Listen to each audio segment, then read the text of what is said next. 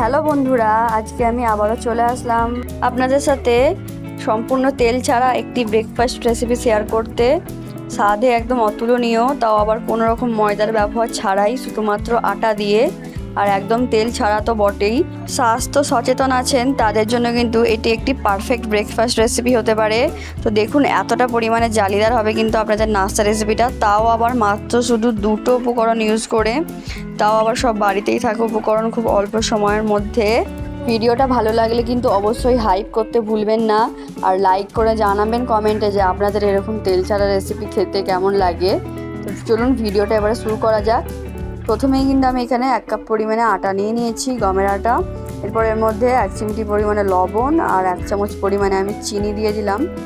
চিনি দেওয়ার পর এবারে হচ্ছে যে আমি হালকা কুসুম গরম জল দিয়ে এটাকে খুব ভালোভাবে মিক্স করতে থাকবো আটার সাথে, মানে জলটাকে একবারে কিন্তু সব পুরো জলটা দিয়ে দিলে কিন্তু হবে না, তাহলে কিন্তু আপনাদের যে ব্যাটারটা আপনারা তৈরি করবেন ঠিকঠাক তৈরি হবে না। আর খুব দেখবেন কনসিস্টেন্সিটা হয়তো খুব বেশি পাতলা হয়ে গেছে বা খুব বেশি ঘন হয়ে গেছে এরকম। তো দেখুন, আমি কিন্তু অল্প অল্প করে জল দিয়ে এরকম একটা মিডিয়াম কনসিস্টেন্সির একটা ব্যাটার আমি তৈরি করে নিয়েছি। এইখান পর্যন্ত দেখে হয়তো আপনারা এখন অনেকে এই ভিডিওটা স্কিপ করে চলে যাবেন, কিন্তু স্কিপ করে চলে গেলে কিন্তু আপনারা সবথেকে বড় ভুলটা করবেন। এই রেসিপিতে কিন্তু আমি অনেক খুঁটিনাটি টিপস শেয়ার করেছি গোটা ভিডিওটার মধ্যে, রেসিপিটা রিলেটেড, তো তার জন্য কিন্তু পুরো ভিডিওটা দেখতে হবে। আর এরপর কিন্তু আমি এর মধ্যে 1 চামচ পরিমাণে আমি দিয়ে দিলাম হচ্ছে যে বেকিং পাউডার। ওটা অপশনাল, আপনাদের কাছে থাকলে, অ্যাভেলেবেল থাকলে আপনারা দেবেন। দিয়ে কোনো যেন লাংস না থাকে, এইভাবে আমি খুব ভালোভাবে আবারও ব্যাটারটা ঘন করে ফাটিয়ে নিলাম। তারপর দেখুন, একটা ননস্টিকের প্যান নিয়েছি, প্যানটাকে মিডিয়াম টু হাই হিটে দিয়ে প্রথমে একটু গরম করে নিয়েছিলাম।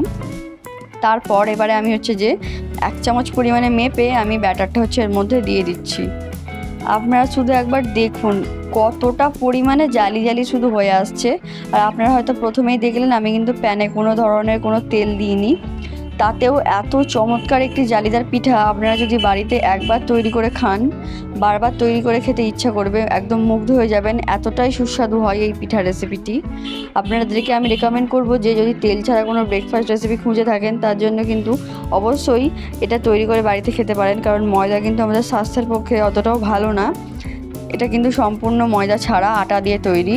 তো একে একে কিন্তু আমি এইভাবে দিয়ে দিচ্ছি। আর দেখুন, পেছন দিকটাও কিন্তু একদমই পুড়ে যাচ্ছে না। আমি কিন্তু এটা মিডিয়াম হিটে দিয়ে প্রথম সবটা করছি। হাই হিটে দিলে কিন্তু যে পেছন দিকটা আছে সেটা কিন্তু পুড়ে যাওয়ার সম্ভাবনা থাকে। ব্যাটারটা দেওয়ার পর দিয়ে একটু নেড়ে নেওয়ার পর আমি আবারও হচ্ছে যে একটু করে তুলে তুলে আমি এর মধ্যে ঢাকাটা দিয়ে দিচ্ছিলাম, যাতে আরও বেশি জালিটা হয়। আপনারা চাইলে একবারে একটু বড় করেও দিয়ে নিতে পারেন, তাহলে কি হবে, আপনাদের বারবার দেওয়ার ঝামেলাটা থাকবে না, একবারেই কিন্তু আপনারা তৈরি করে নিতে পারবেন। আমি হচ্ছে যে অনেকবার করে দিচ্ছি, একটু একটু করে চামচের সাহায্যে মেপে। আর আপনাদের হাতে যদি কম সময় থাকে, তো আপনারা কি করবেন, এই পুরো প্যানটা জুড়িয়ে এভাবে এটা দিয়ে দেবেন, তাহলে কিন্তু দেখবেন একবারে আপনাদের কাজটা হয়ে যাবে। দেখুন, আপনাদেরকে দেখিয়ে দিচ্ছি, আমি যেভাবে দেখিয়েছি আপনারা এইভাবে ব্যাটারটা তৈরি করলে আপনাদের পিঠাগুলো সেম এতটাই জালি জালি হবে যতটা এই পিঠাগুলো হচ্ছে। আর এরকম জালিদার পিঠা যদি আপনারা আপনাদের বাচ্চাদের টিফিনেতে দেন, তারা কিন্তু খুব তৃপ্তির সাথে খেয়ে নেবে। এর সাথে কিন্তু কোনো ধরনের কোনো চাটনি লাগে না। তো আপনারা যদি চান এর সাথে আলুর দম বা অন্য কোনো তরকারির সাথে কিন্তু আপনারা এটাকে সার্ভ করতে পারেন।